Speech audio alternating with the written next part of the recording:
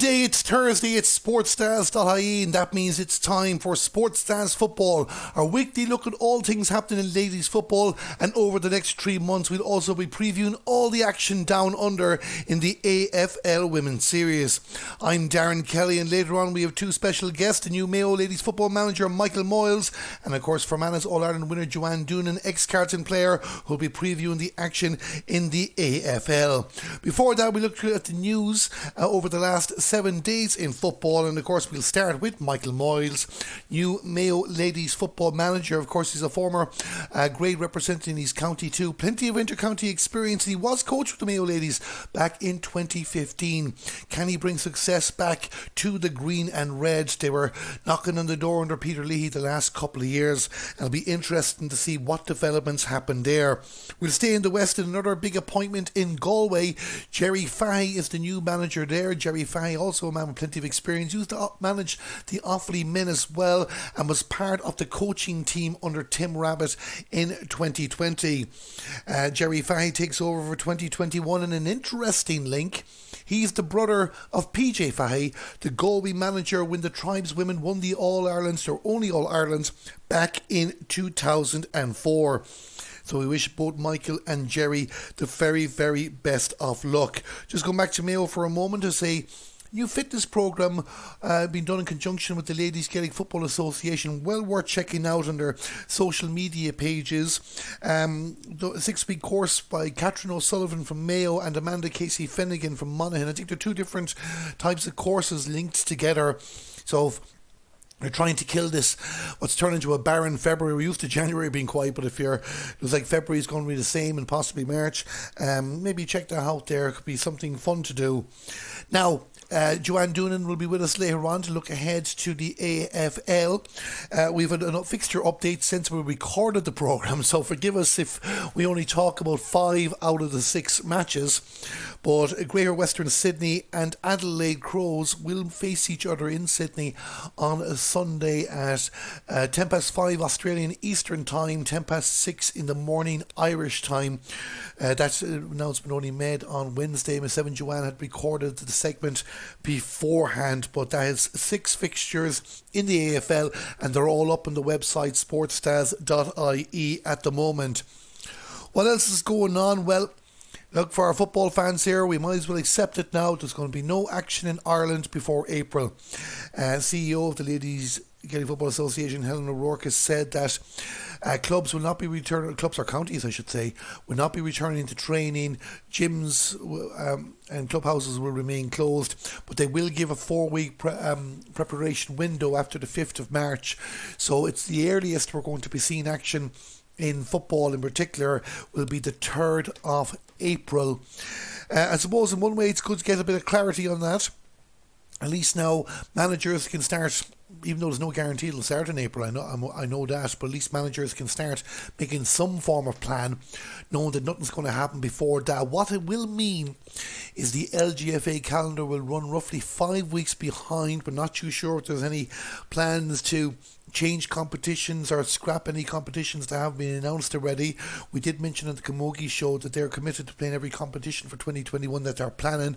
I'm sure the LGFA will do their best as well, but whether it affects the club window that was originally scheduled to happen in May or June, we don't know at the moment. But we can say now that we can stop speculating every week. It'll be the 3rd of April at the very earliest before we return to football action.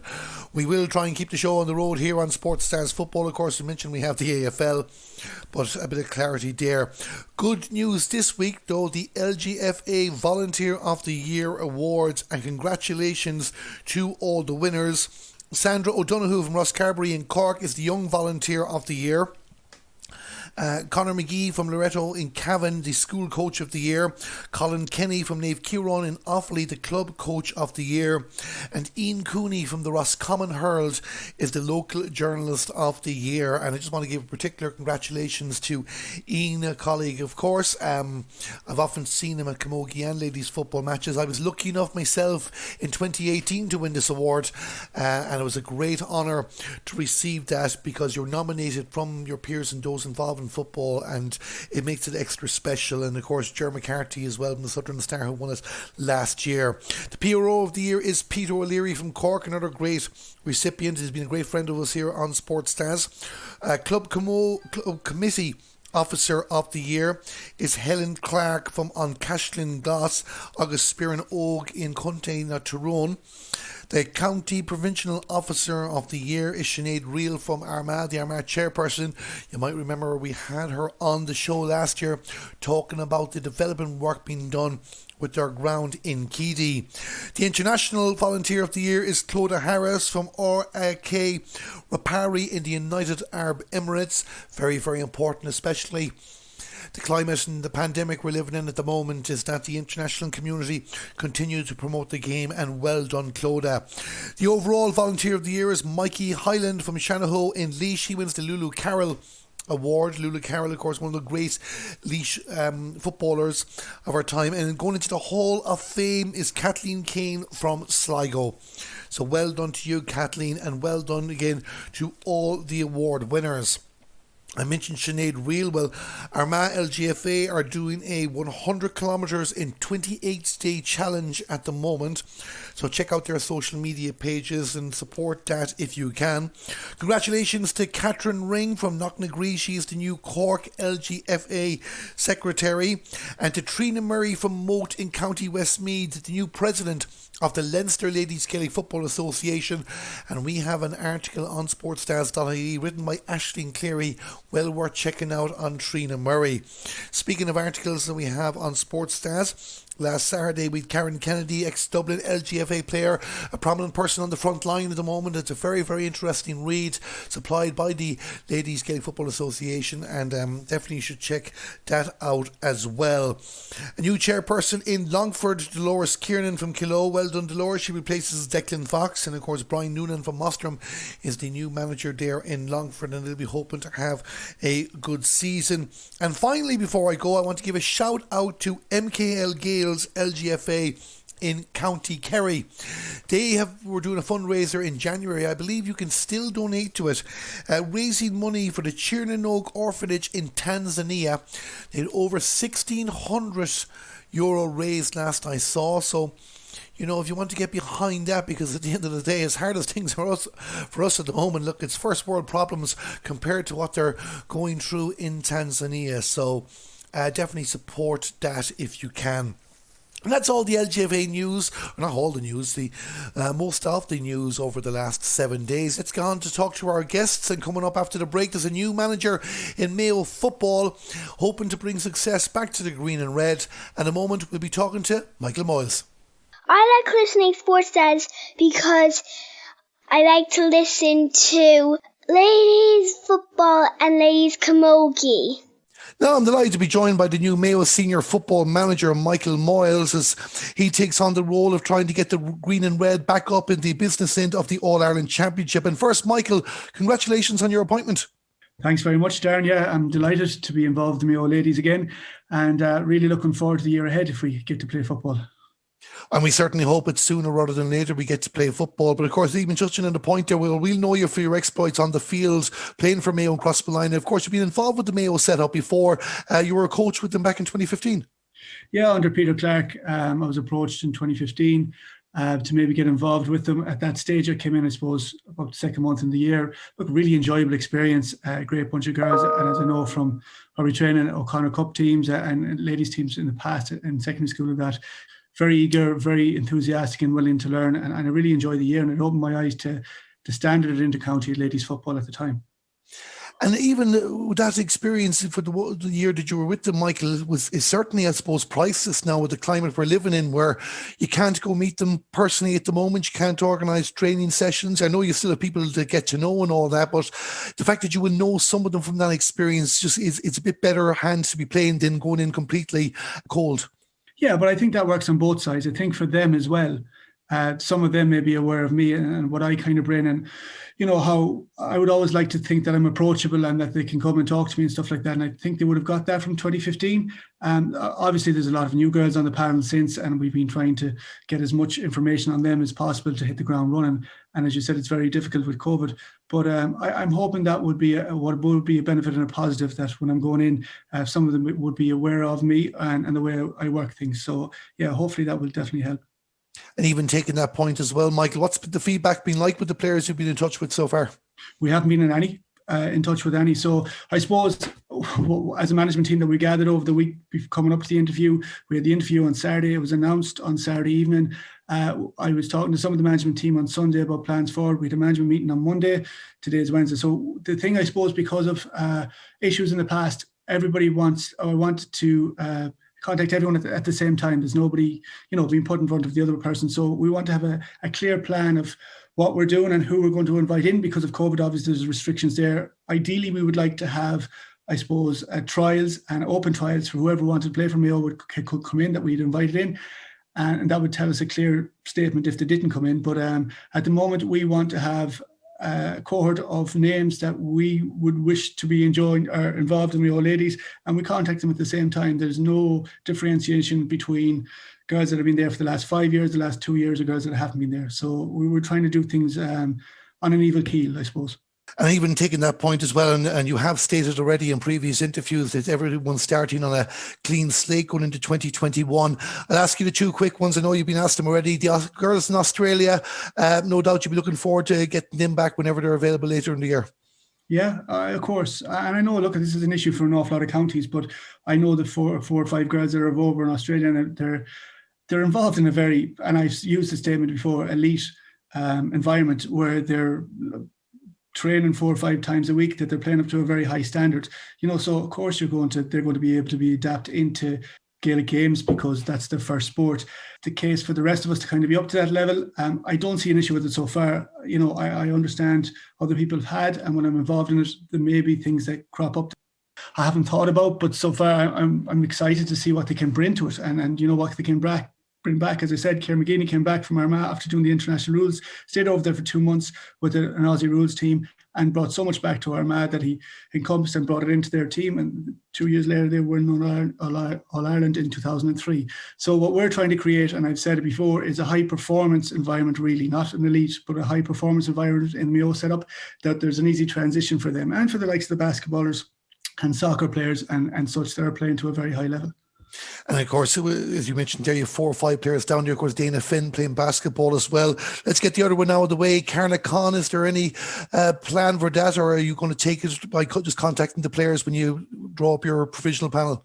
Yeah, well, obviously they come into the equation because 21 out of 22 county titles. But it's not just about Carnacon. There's 4 or 5 girls there from different clubs that aren't involved for various reasons. So I think if we just highlight Carnacon, sometimes it comes out in the media that's the reason, or everything left, because it wasn't. There was a number of different people that left for a number of different reasons, and Carnacon is definitely one that we will be looking at, along with girls from other clubs. So we're of the same vein of form for everybody. We want everybody that's able to wear a Mayo jersey to come back in and have a go at this and see where it brings us. And we get all parties coming together inclusively and see exactly what Mayo football can bring to the table on a national level.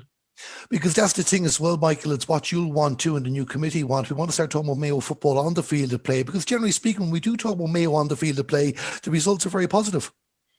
Yeah, and look at, again, we've talked about it a number of times as a management team, there's a change point in every team. If you look at the Mayo men's senior team at the moment, they're going through a transitional period where there's a lot of young players come through, and legends like Keith Higgins and Seamus O'Shea retiring. This can be a change point for the Mayo ladies team, where we start to show what we can do on the field, and maybe the off the field stuff can take a back seat for a while. And, if we can get that, we can leave a legacy that everyone can be proud of. Because 2019, they made an All-Ireland semi-final, arguably unlucky to lose that one to Galway. Tough group last year against Armagh, so they would have been disappointed not to advance to a semi-final. I know you'll be taking it match by match and seeing if a league takes place, but is there any particular targets for this year? Are you just trying to get everybody out playing for Mayo that's available? Yeah, that's a short-term goal, I suppose, is get everybody that wishes to play and that's able to play out for Mayo, to create a positive environment, I suppose, that everybody is eager to learn and willing to learn. and just see where that takes us. Obviously, you've got Connacht titles we've won in 5 years. That has to be one of the medium-term goals as well. And, I think if everything is good in the background, I think results will come on the field. And everybody's talking about potential, definite potential. We know that.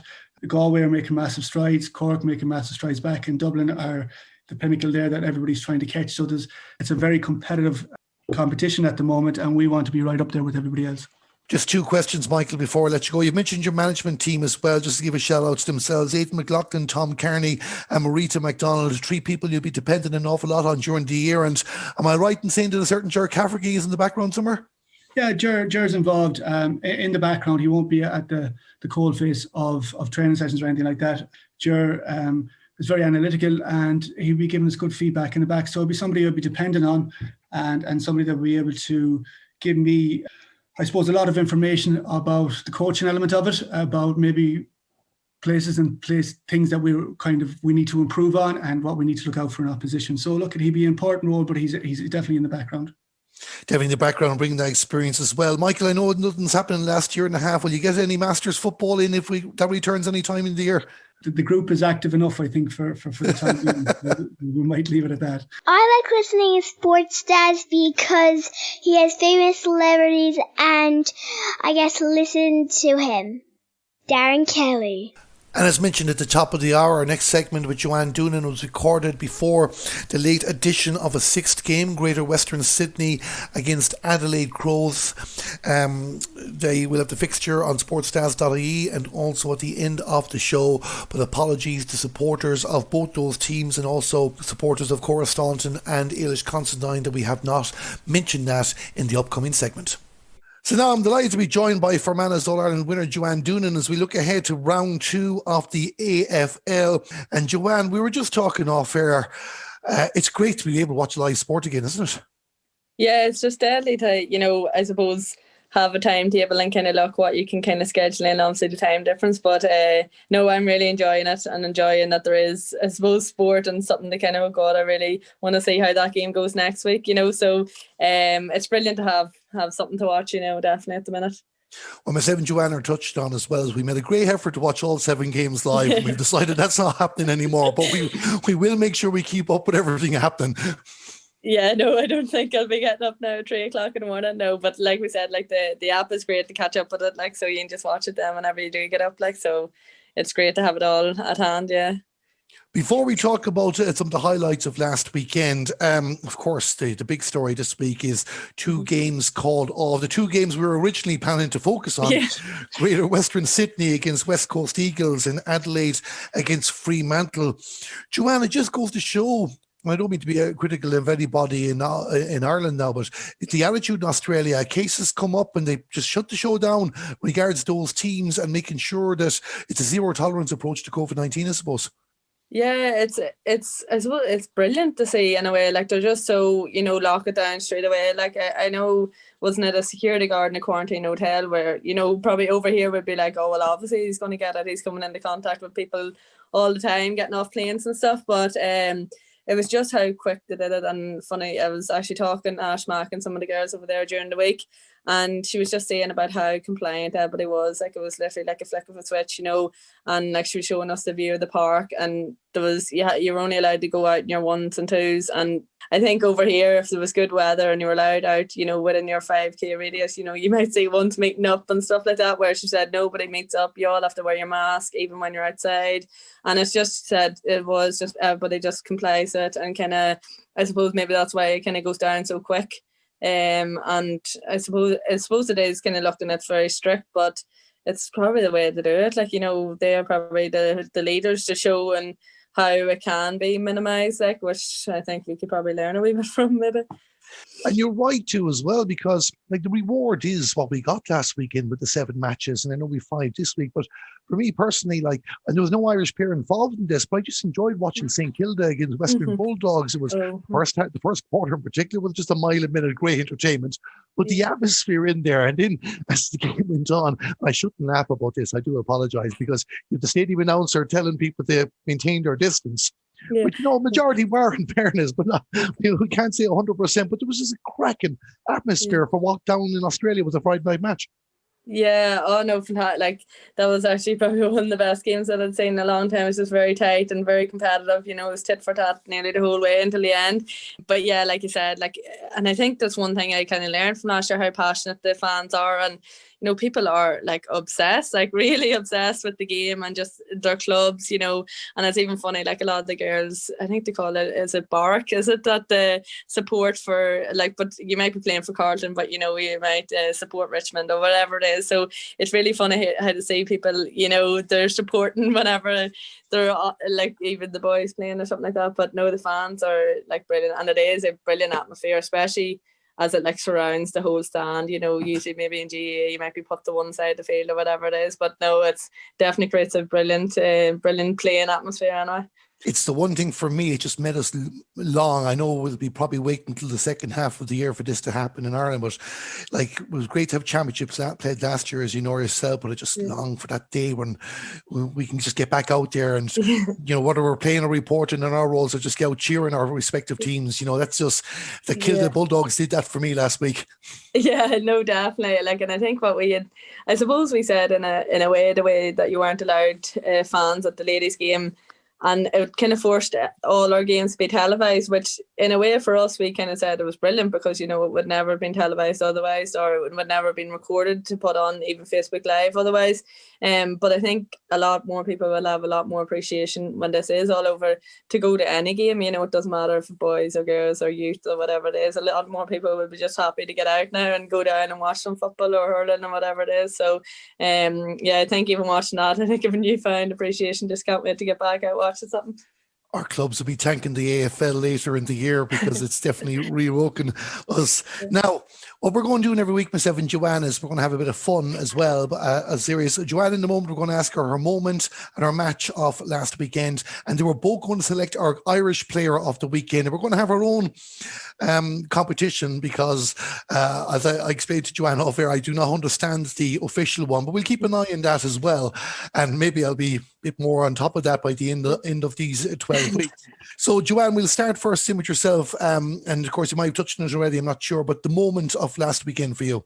I was actually watching Eileen's game, the North Melbourne game against Geelong. And although it was kind of, I suppose, a hammering of a match, there was one moment that I was like, Jesus, that kind of sums up kind of probably North Melbourne's kind of mentality, but also kind of the physicality of AFL was I think, I hope I get these names right, I'm desperate at pronouncing them all, but I think it's Daria Bannister. She was running, it was kind of a one-on-one contest, open goal, and she literally just shoved her woman or marker out of the road, like just shoved her. She fell to the ground, she ran on and she kicked, and it was just outside the 50, so it was kind of trickling in and she deserved the goal nearly, but she followed it in. Geelong defender was coming out, but the pressure her and another forward put on and ended up turning over, and the other forward got the goal. I think it was Eddie, that is Vel Eddie, but it was just one of them things, just the hard work and the physicality, and they just kind of hounded down. But it was just, for me, I was like, Jesus, that kind of defines AFL very well, like, but it kind of stood in my head from one of the games over the weekend, yeah. It was one thing that stood out for me too, the physical nature of it. We joked last week about the rivalry of Carlton and Collingwood, but it was the same across, and our own players standing up in the middle of all that as well. That was your moment of the week, match of the weekend? I have to say St Kilda and Western Bulldogs. I think it was just probably because it was one of the closest games that I was kind of like, geez, I can't, you know, even when the ads go on, whenever they go be scored, I'd be like, come on, I want to get back to it. So it was one of them kind of gripping games that was really, really good to watch, I thought, like, and some of the speed and the quick play, even, you know, a lot of them ran with it a lot, so it was good to watch, yeah. And that's the thing as well here, while we be obviously paying more attention to the Irish players, we're actually here to cover AFL in general, and we will be talking about games like that. And I'm completely in agreement with Joanne. St Kilda and Western Bulldogs, it was just fantastic, mile a minute, and then the epic at the end there to see Kilda get the job done. Now, as I mentioned, we're having our bit of fun, so I'm going to get Joanne to pick our Irish player of the weekend in a moment, and I have my player written down here, so I have no idea who Joanne is, and we're going to give them a point each. So if we both pick the same player, we'll give them 2 points, and we'll add on to the points as the season goes on. Bit of fun in a way, and we'll see how it goes, and people can laud us or criticize us, whatever they want. So Joanne, for you, your Irish player of the weekend and why?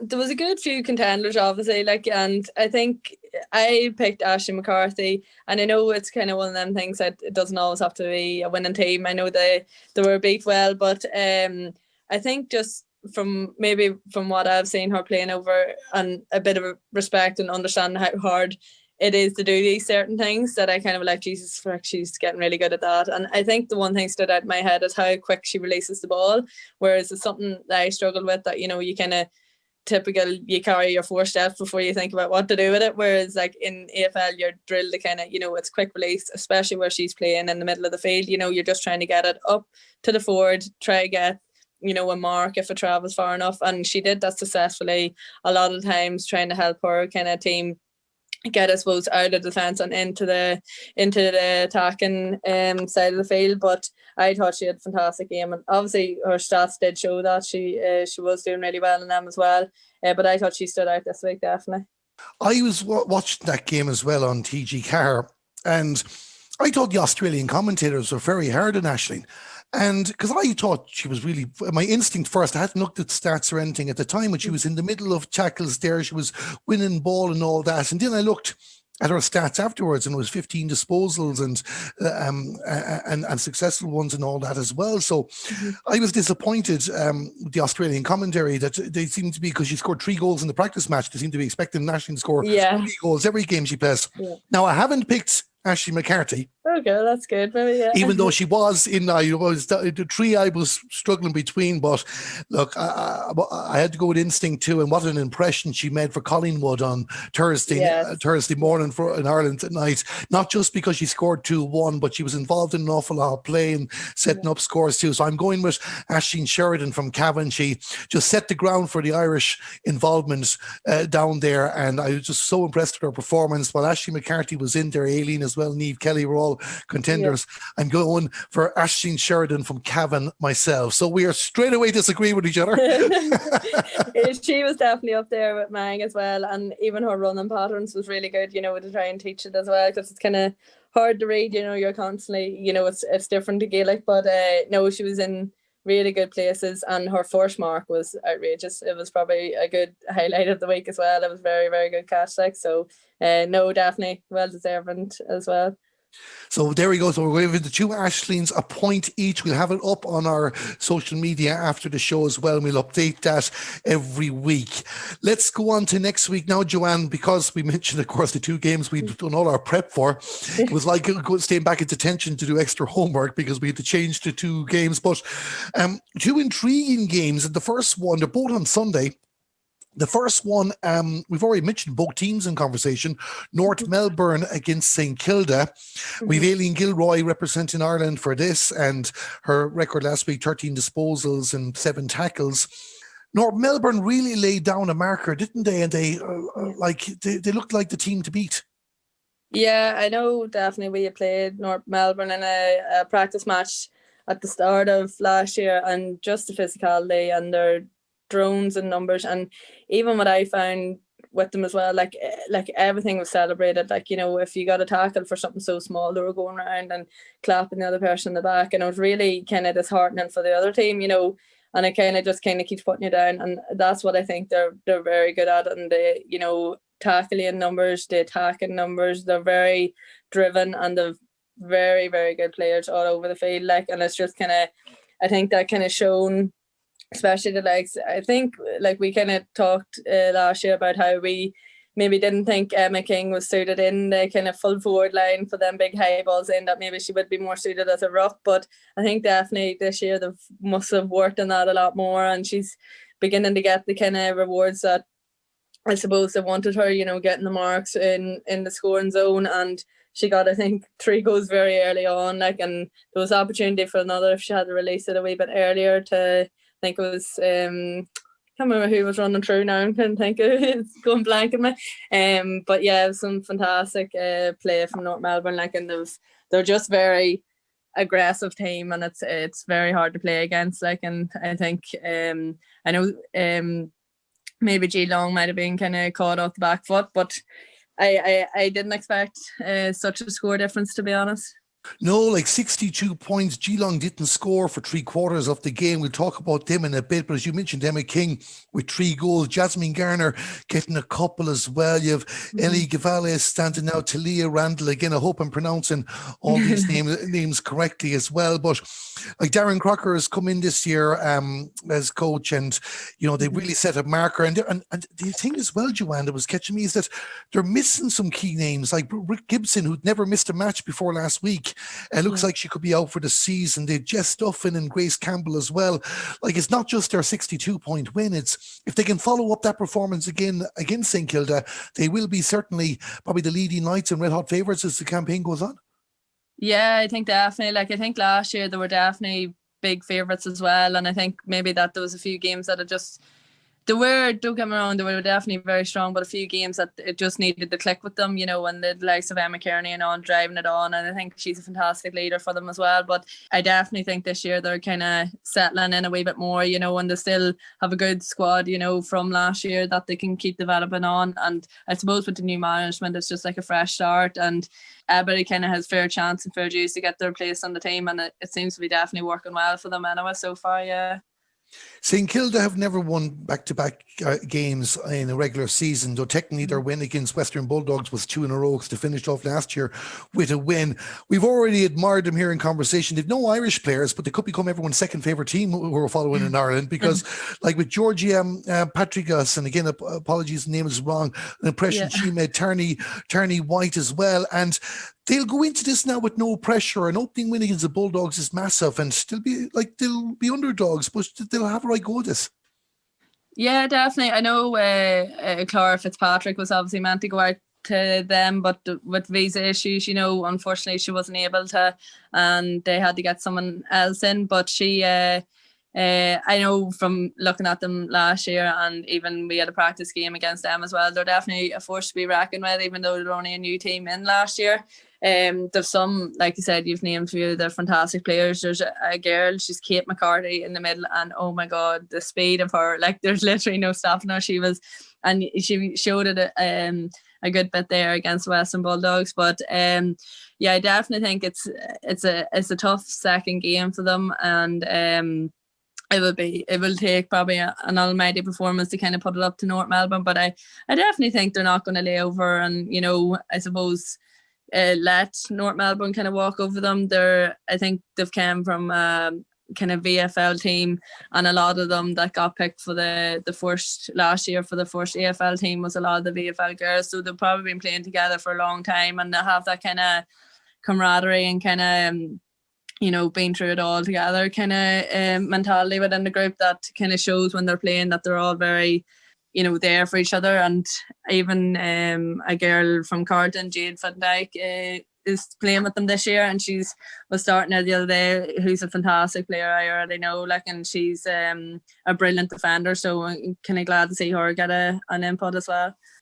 So am I right with suggesting that you think North Melbourne might sneak this one? Will do much in it, do you reckon? I would imagine North Melbourne will be very hard to beat this year in general, so I would imagine they'll beat St Kilda. I'm hoping there wouldn't be too much in it, but I feel like North Melbourne could be very strong. But again, you don't want them kind of going in complacent either, so you never know what way the match could turn out. It certainly will be a massive result if St Kilda can keep their winning way, and we look forward to looking at that game. Let's go to the other one we're focusing on, Brisbane against Geelong, the Lions against the Cats. Orla Dwyer, of course, representing Ireland in this one. I should have mentioned that first. She got it behind last week, 2 tackles, 9 disposals. After the defeat that Geelong suffered first, Brisbane looked pretty good as well. Just looking at Geelong first, they're really, I know it's only round 2, but we could nearly be writing them off if this goes bad again. Yeah, I think they did look very deflated, like you said. Like, it took them a long time to get a score even, and although they do have very good players as well, so it's kind of, I suppose on paper they look like they would be good, but again it's just like any team sport, you're trying to get them to click together and play well together, I suppose, especially when you are up against a very strong team. But I actually feel like this could be a very good game. I haven't seen much of them I suppose playing together, but again Brisbane has very good players. Like, if you even look at the likes of Orla, like the speed and all that she has and the fitness, it goes to show the credit to the other players as well for kind of pushing that on as well. I know these pronunciations like the Bodie got, some of them goals, and there's Dawns and Bates that are very fantastic, even around the middle. They've plenty of pace, plenty of, aggression. So even when you look at the Richmond team that they did beat, there's like Sarah Hoskin that played for us last year is probably one of the best players. Well, obviously I haven't played with that many, but one of our Carlton's best players. And there's Katie Brennan, there's Sabrina, they've very big individual names, and they kind of put a marker down, even though they're only a new team, Richmond are, but it was very, very good to kind of see them beaten. So you kind of expect a lot from Brisbane this weekend again. Like I said, they're coming in off a win, and Geelong's coming in off a loss, but who knows what way they're going to take that, or Geelong going to come out and kind of be like, we have to win this. And, so it just depends really. Because you mentioned there as well, they finished the game strongly enough. Now, I know the contest was over at Geelong, but Olivia Purcell had worked hard. Asta O'Connor got her first ever goal. Amy McDonald is a player that's stepping up as well. So, there was things to take out of that for Paul Hood and his team. But as you mentioned there too, if they're leaving the field the way they left the last day, for the franchise this year, you can nearly say goodbye and good luck. Yeah. Well, obviously, I know it's kind of hard, and certain games can change, and like I said, it's only round one, I suppose, but it is such a quick season, and you're back to back, you haven't, like sometimes over here, you're 2 weeks to kind of, I suppose, dwell on the mistakes and then kind of pick yourself up. You've literally, it's a matter of as soon as that game's over, you have to forget about it and think about your next game, which is sometimes really difficult to do. And for a lot of players, it can be hard. So I suppose it depends on the, the leaderships within the team, and, what way they're going to accept this loss. Are they going to use it to drive them on, or they're just going to, I suppose, like you said, if they come out with the kind of same attitude, well, then we've lost, and maybe you could be writing them off. But I wouldn't like to say it this early in the competition, no. Richmond are a new enough brand. I think you mentioned last week that's why they did the first games. They only started off last year. What is there a difference between franchises at the moment? I suppose the question I'm asking, unfair in Richmond to ask this question, is were they weaker opening opponents for Brisbane? Were Brisbane as good as we saw, or do we need to see them in a bigger test before we can judge their championship credentials? Yeah, I always think that's kind of hard to tell. I know Richmond last year, like, similar, you see it all the time. They've a lot of individual players, but sometimes they can't just play well together. And although Richmond had a lot of those, it's, getting an all-round team that you need to kind of work well together. But I definitely think, personally, I would have thought that with who Richmond have kind of brought on and who they kept from last year, that they kind of would have had a chance, or would have been a lot better than they had proven themselves last year. So maybe that is the credit to Brisbane, that they are driving on. And again, similar, this year, the clubs didn't have to release as many players. So there is a good turnover of players within the clubs. And I think Brisbane kind of shows that they are kind of gelling well together and kind of driving it on. So maybe they want another marker to put down. So, but, I definitely think that Brisbane probably are a good team and a team to be reckoned with this year, yeah. So to put it with that, do we reckon we're going to have Brisbane 2 in a row here, or can Geelong really turn it around? I'll probably go Brisbane. I'll back Orla on this one, because it probably will be a close game, I can imagine. So hopefully it's Brisbane's way. So we're back in an Irish double here on SportsDAZ. Myself and Joanne are both saying it's going to be the Aileen and Orla show. Both those games are on Sunday. North Melbourne against St Kilda, 2:10 a.m. Irish time. No doubt be people in Mayo staying up late Saturday night, and then Tipperary people will be getting up early for 4:10, Brisbane against Geelong. Very quickly, we'll run through the other three games. I'll just get your predictions on this, Joanne, starting with Friday night, a game that neither side really, I suppose, can afford to lose. Western Bulldogs against Carlton.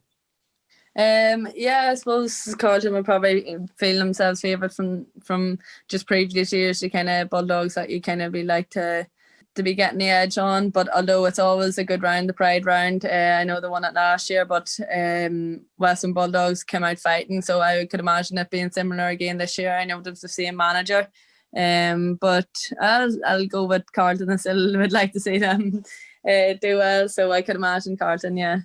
Carlton getting the nod there as well. 2 games on Saturday. The game that's on at 4:10 in the morning Irish time. It's also the game that'll be shown in TG Cahir, and that is Collingwood up against Gold Coast. Of course, Aisling Sheridan will be with Collingwood. Sarah Rowe, we don't know if she'll be back or not. How do you see that one going? Yeah, I think again, Collingwood are a very strong team, and similar to North Melbourne, I think they could be heavy favourites for this year. That I'd be kind of putting dibs that they could get over the Suns. But again, it's hard to know with them Brisbane teams. You kind of don't know what way they're kind of going to come down and come at you. But I'd probably go with favourite with the Collingwood girls, that they'd win that one. Collingwood getting the nod. And finally then 6:10 in the morning Saturday, I intend to be up for this one. I've no doubt everybody in Dublin will be. Sinead Goldrick played last week. Hopefully we might see Niamh McAvoy or Lauren McGee. It's Melbourne against Richmond. Yeah, maybe it's just me from thinking that Richmond are a new team from last year, but they have a good few squads and maybe they learn a lot from the game last week. But I could imagine Melbourne being very strong, and after the good win at the weekend, I'd be favouring them as well, and we'll hope to see a few more double girls in it as well.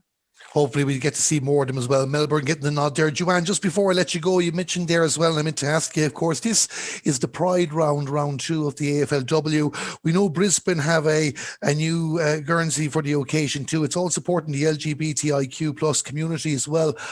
How important is this initiative from the AFLW for that community? Oh, massive. I think it's just a acceptance, of being who you are. And I think it's just kind of showing that respect, and I think it kind of encourages a lot more people to kind of come forward and have confidence that when it's seen on such a big platform, and it's seen on such, I think especially for younger fans to kind of understand, that it's normal to feel the way you're feeling, and to kind of approach it, that you'd be comfortable even taking part in sport. It doesn't matter if everybody else is different. It's just kind of creating that acceptance. And I know we had before our Pride round last year, there was special guests in, and it was a woman I come in and talked about her transgender kind of and changing her change journey basically, and it really touched me, and to kind of understand how isolating it can feel for a lot of them people that are going through that change, and even like I said, the rest of the LGBT community, that it's just kind of showing a respect for them, and that it's sometimes more than just football. Like you can use your platform to kind of bring about change and kind of more of an acceptance. So I think it's brilliant to see that such big organisations are backing it. So it's brilliant. And that was ex-Carlton player and Fermanagh All-Ireland winner Joanne Doonan previewing round 2 of the AFL Womens Series, which takes place this weekend starting tomorrow.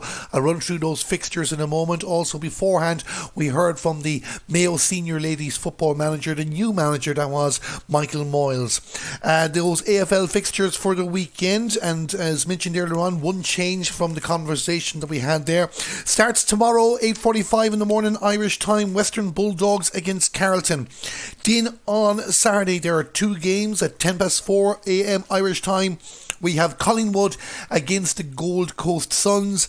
Aisling Sheridan from Cavan representing Collingwood there, and who knows, maybe Sarah Rowe will be back for that. At 6:10 in the morning on Saturday, it's Melbourne against Richmond Tigers. Sinead Goldrick from Dublin played last week for Melbourne. Will we see Niamh McAvoy or Lauren McGee this weekend? And now we have 3 games on Sunday. The 2 games we featured: North Melbourne against St Kilda. Aileen Gilroy from Mayo representing North Melbourne. That's at 2:10 in the morning, Sunday morning Irish time, or very, very late Saturday night if you're from Mayo. Brisbane Lions against the Geelong Cats. That's at 4:10 a.m. on Sunday. Ola O'Dwyer from Tipperary in that game.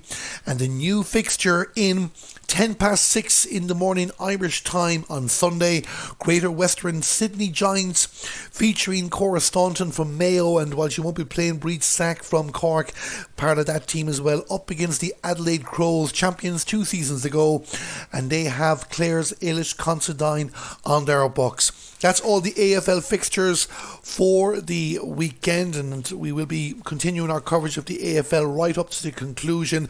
And as I said at the top of the show, there'll be no fixtures fixtures in Ireland before the 3rd of April at the very earliest. With that being said, I'd like to thank our guests again, Michael Moyles, the Mayo Ladies Football Manager, and Joanne Doonan from Fermanagh, our AFL analyst. My name is Darren Kelly. This was SportsDAZ Football, and we look forward to talking to you again next week.